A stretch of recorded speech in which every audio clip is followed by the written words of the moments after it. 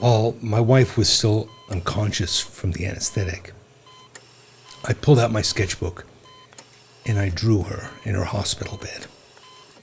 I noticed every detail of her face, her lips, the way her nose curved, the twist of her hair over her ear. My anxiety over her recovery washed away in a wave of love for this beautiful woman lying so still. A month later, the CEO was monopolizing the call, faceless, resentful, and bored. I inched open my sketchbook and I began to draw the speaker box on the conference table while his voice droned on. And then I drew the others hunkered around the table, their eyes closed or locked on to scrolling phones. And as my pen moved, my mind started to unclench.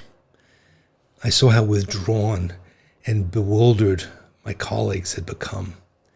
I started to understand the pain and the fear behind the CEO's words. I began to empathize with his position, and I saw him as a decent person in a tight place. New ideas started to surface, solutions to his issues, new directions that would change everything.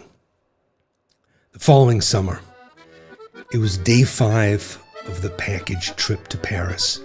We'd done the Louvre, the Eiffel Tower, the Arc de Triomphe. My companions had plastic bags brimming with postcards and cheap souvenirs.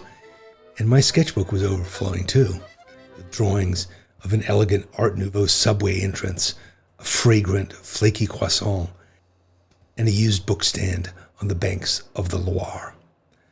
I had made Paris mine.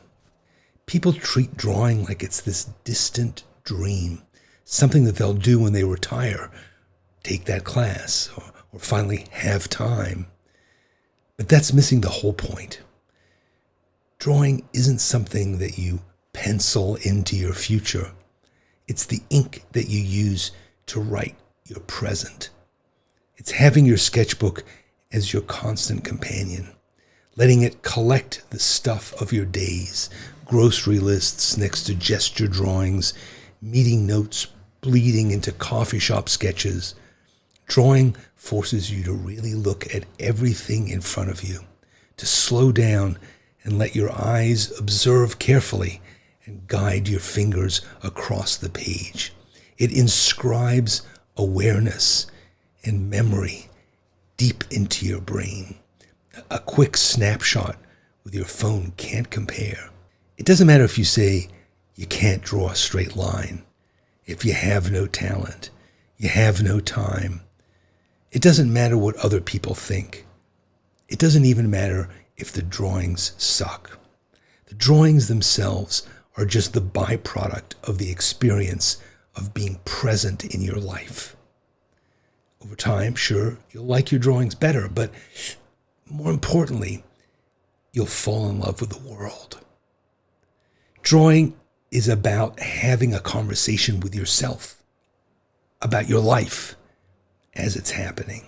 It's about saying, this moment right here, with the rain finally stopping and the sun breaking through, with the stranger's interesting shoes across the aisle, with the bird on the wire. This is worth noticing. This is worth remembering. This is worth drawing.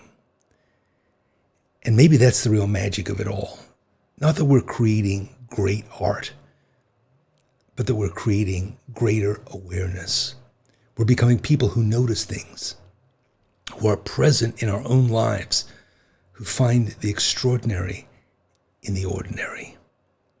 We're not just passing time, we're making it, holding it, celebrating it, living it, one small drawing at a time. Today is the 8th anniversary of my wife's operation. I just took my old sketchbook off the shelf and I flipped through the pages again. And the drawings are actually pretty awful. They don't look much like my wife. But when I look at those drawings now, I don't see the wonky lines and the crappy proportions.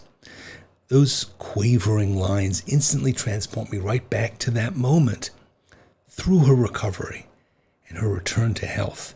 And they remind me once again of how grateful I am to have her in my life. I want you to feel and see all that I do. And it's so simple to start. Tonight, take 30 seconds to draw your dinner plate before you eat.